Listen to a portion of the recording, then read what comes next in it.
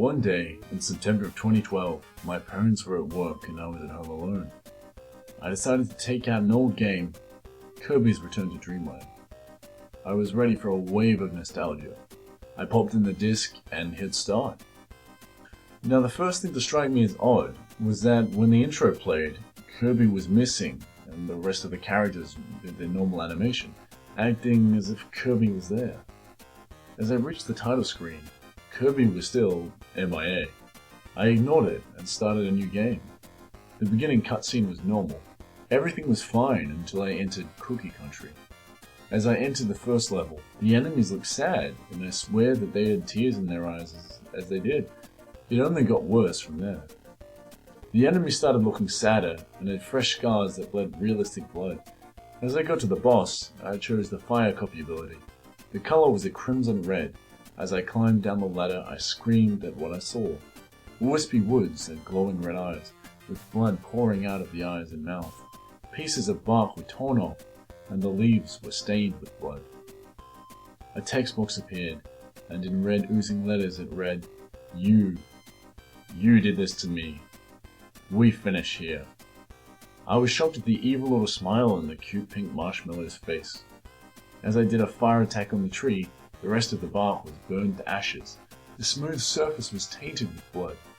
He shook the leaves, and those spiked enemies fell out splattered with blood. They looked determined to kill Kirby. As I defeated Wispy, he fell over, and his roots tore out of the ground with blood to follow. Kirby did his happy dance to no music. The same repeated for the rest of the areas, especially the morbid-looking bosses. But Landia was the worst. Its eyes were black sockets with tears streaming from them. Blood stained its whole body. Kirby, I shall not let you. Let him do what? As I entered the second phase of the battle, I heard a roar from the speakers.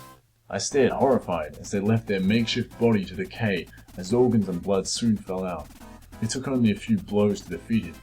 The screen cut to black. I didn't get scared because it happens all the time. Then after the gruesome battle with Landia, the next level started. Its name was Nois Nemid Dade. This scared me because it was Dead Dimension backwards. I was in the area where you fight Megalore, with occasional graphic glitches. After a loud blast of static noise, Megalore's soul appeared.